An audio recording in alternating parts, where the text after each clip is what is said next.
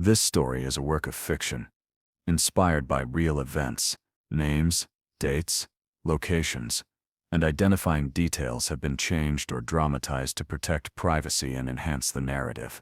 Any resemblance to actual persons, living or dead, is purely coincidental or used fictitiously. This content is intended for entertainment and educational purposes only. It does not aim to glorify crime, promote violence, or pass judgment on real individuals. Viewer discretion is advised. Some scenes may contain mature, disturbing, or triggering content. What you are about to watch could have happened anywhere, to anyone. It's inspired by real events. Whispers of truth buried beneath layers of fiction. We've changed the names, the dates, the locations, but the emotions, the betrayal, the fear, those are real. This story is not meant to accuse, only to reveal, to make you question, who do you really trust? If stories like this keep you thinking, long after they end, hit subscribe, smash like, and drop your theory in the comments. Now watch closely, before the truth disappears again. Marlene Porter, 74, was a cherished figure in her tight-knit neighborhood. A retired nursing home caregiver known for her warmth, dependability, and quiet strength. After losing her husband decades earlier, and years later, her only son Marcus to a sudden heart condition, Marlene took in and raised her 10-year-old grandson, Darren, giving him stability, discipline, and unwavering love. As Darren entered his teens, he became drawn to local street crews and aspiring rap artists. Marlene worked tirelessly to keep him focused on school and church, and even supported his musical ambitions, sacrificing her limited savings to buy him equipment and pay for recording sessions. But his lyrics grew darker, packed with threats and gang references. Over the years, Darren frequently asked her for money, draining her finances. Despite repeated rescues, including paying legal fees after minor run-ins with police, his behavior escalated. In March 2020, he demanded $6,500 for another music project. Marlene, finally at her limit, refused, telling him he needed to take responsibility for his own future. Furious, Darren left, later texting a friend, "She think I won't do it." Watch that night, under the influence and unstable, he returned to her home in Brookview Heights, Illinois, using a spare key she had never reclaimed. In a violent outburst, Darren sexually assaulted and murdered Marlene in her living room. The next day, concerned church friends called police after she missed Sunday service, something she had never done in over 25 years. Detectives found no signs of forced entry and quickly tied Darren to the crime through text messages, online posts, and witness accounts. In custody, he admitted being angry over her refusal, showing no remorse. At trial, prosecutors presented forensic evidence, witness testimony, and his own incriminating lyrics. The jury convicted him of first-degree murder, aggravated sexual assault, and abuse of a corpse. He was sentenced to life in prison.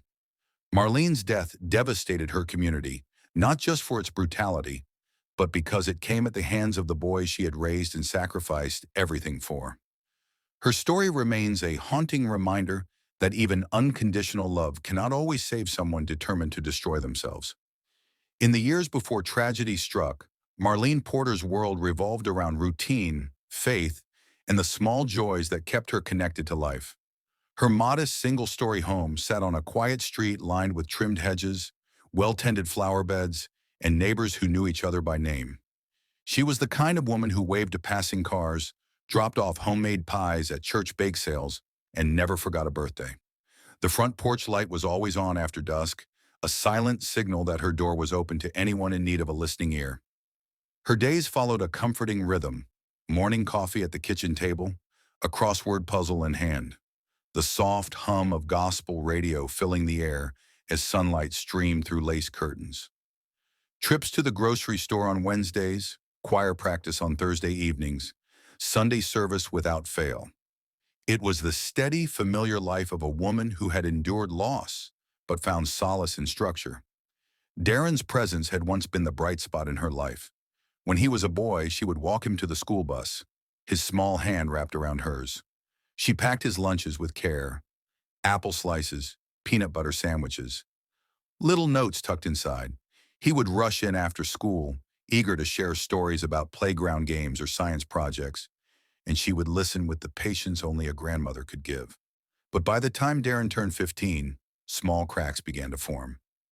Marlene noticed the late-night calls, the changes in his clothing, the slang creeping into his vocabulary. She tried to correct his path gently, hoping it was just a phase. Neighbors occasionally saw him with older boys whose reputations preceded them. Boys with flashy sneakers and fast cars, who loitered on corners long after streetlights came on. Inside the home, there were moments of tension that never used to exist. Requests for money became more frequent, sometimes with flimsy explanations. A school suspension for fighting. A dent in her car, she was told, came from just a bump in a parking lot. Each incident left her unsettled, but she told herself that with love and guidance, Darren could still turn things around. The Brookview Heights community, with its brick churches and small businesses, had seen its share of trouble. But Marlene believed in the good that still lingered there. She trusted that the bonds of family, the weight of shared history, could withstand temporary storms. Friends would later recall that she rarely spoke of her struggles with Darren, preferring to keep family matters private. Outwardly, nothing seemed out of place. The house looked the same, her smile was still warm, and Darren's comings and goings were just another part of the neighborhood's quiet hum. What no one could see was how close the balance was to tipping. Small resentments, unmet expectations, and unspoken fears were gathering like dark clouds on the horizon. And when they finally broke, they would shatter everything that had once made her home a place of safety. The first sign that something had shifted beyond repair came in the summer of 2018. Darren had just turned 19, and though Marlene had hoped he would enroll in community college or take up an apprenticeship, he insisted his future was in music. At first it seemed harmless enough. He recorded tracks in his bedroom, wrote lyrics in a battered notebook, and uploaded songs to small online platforms. Marlene, wanting to support his passion, quietly dipped into her retirement savings to help him purchase better equipment. But as the months passed, the tone of his music hardened. Gone were the playful rhymes and hopeful verses. In their place came profanity-laced threats, casual mentions of guns, and boasts about a lifestyle far removed from the one Marlene had raised him in. When she asked him about the violent imagery, he brushed her off, saying it was just what sells. By the following year, the requests for money had grown more urgent, and his patience when denied had grown shorter. Marlene noticed how his visits to the house were less about seeing her and more about collecting cash, often followed by long absences. The warmth in their conversations cooled. The incident that truly unsettled her happened one humid August night. A neighbor, Mrs. Ellison, called to say she'd seen Darren arguing loudly with a man in a parked car just down the street. The shouting had drawn attention, and though it ended without violence, the exchange was enough to leave Marlene pacing her kitchen well past midnight. She didn't mention it at church the next morning, but she prayed longer than usual. Darren began hanging around a group of older men who called themselves producers, but were known more for hustling than any real music success. They dangled promises of studio time and connections, but always for a price. Marlene suspected they saw Darren as someone easy to manipulate, a young man desperate for recognition, willing to burn bridges for the chance to be noticed. In early 2020, Darren showed up at her door wearing a new designer jacket and sneakers worth hundreds. When she asked how he'd paid for them, he muttered something about a show and changed the subject. That same week, she found an envelope in her mailbox addressed to Darren. Inside were glossy promo flyers for an upcoming music event, plastered with his face. The headlining act? Himself. But behind the glossy image was a financial mess. Darren had borrowed money from friends, owed back rent at his apartment, and was behind on his phone bill. His desperation for cash was obvious. The requests became demands. The gratitude faded into entitlement. Marlene still helped where she could, but her savings were shrinking, and her patience was wearing thin. The unspoken tension between them had reached a point where even small interactions felt charged. A sigh over dinner, a clipped response to a simple question. Each encounter left Marlene more certain that something dangerous was growing in Darren, a sense of entitlement hardened by resentment. It was only a matter of time before one final argument would push him past a line from which there was no return. March 8th, 2020, began like any other Sunday for Marlene Porter. The early morning light spilled softly through her kitchen window, catching dust motes in the air as she stirred sugar into her tea. She dressed neatly for church, laid out her Bible and hymn book on the table, and called a fellow choir member to confirm the afternoon rehearsal. There was no sign, not in her voice, her posture, or her quiet movements, that she was standing at the edge of her final day. That afternoon, Darren was seen pacing outside a small convenience store 2 miles from her home. Surveillance footage captured him pulling at the brim of his baseball cap, staring into the distance, then tapping furiously at his phone. One of those messages, later retrieved by detectives, read simply, "She think I won't do it. Watch." By nightfall, the temperature had dropped, and a thin mist hung in the streets of Brookview Heights. Marlene had already changed into her robe, the television murmuring softly in the background. She was likely preparing for bed when Darren approached the house. He didn't knock. He didn't need to. The spare key, given to him years earlier during a more trusting time, was still hidden in the ceramic planter beside the porch.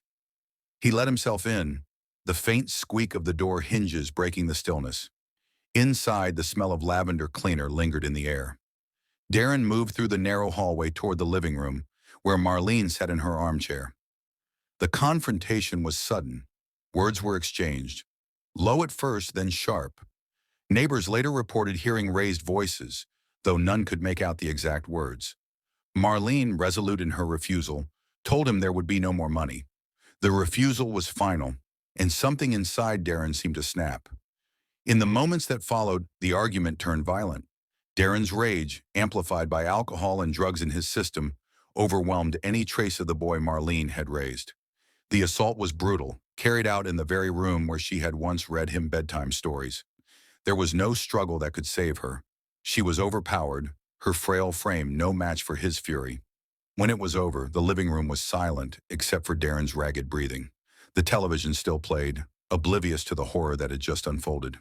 He left her there, lifeless, and walked out the door as if nothing had happened, the key still in his pocket.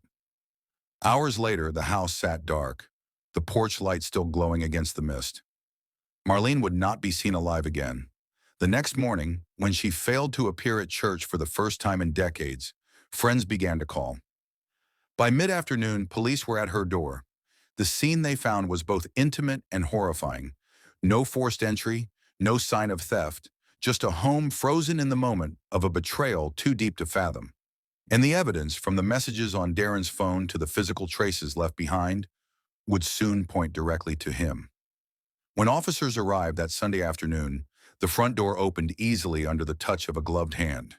Inside, the air was unnervingly still. The curtains were drawn, muting the daylight, and the smell of stale coffee lingered from the night before. In the living room, they found Marlene. The sight was enough to silence even the most seasoned among them. Detectives moved carefully, noting every detail.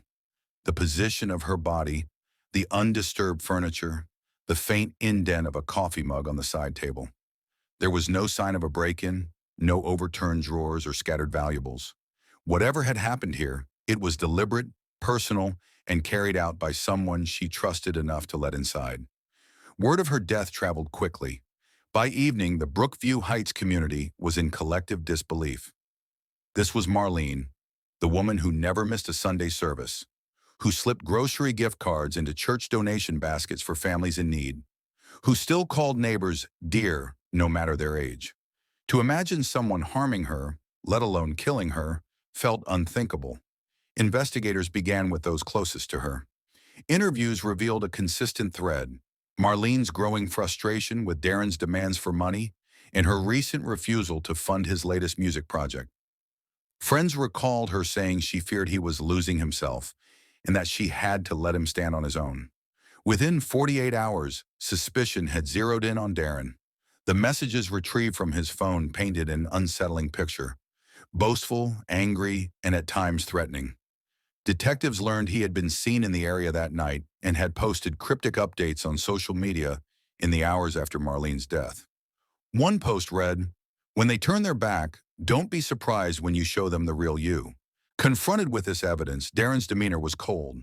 In interviews, he offered vague explanations, deflecting questions and leaning on half-truths. But forensic analysis was working against him. DNA evidence linked him directly to the scene, and the pattern of the assault matched the violent imagery in some of his recent lyrics. The community, once quietly tolerant of Darren's troubles, turned sharply. Candlelight vigils were held in Marlene's honor, and pastors from nearby congregations spoke openly about the dangers of ignoring warning signs in loved ones. But beneath the public grief was a deep private shock for those who had watched Marlene raise Darren as her own. They knew her sacrifices. They had seen her stand by him through failures, legal trouble, and heartbreak. The idea that her life had ended in this way, by his hands, was something they could not reconcile. And yet the truth was still only partially in the open. Behind the calm statements to the press, detectives were piecing together the full scope of Darren's actions that night, and in the days leading up to it.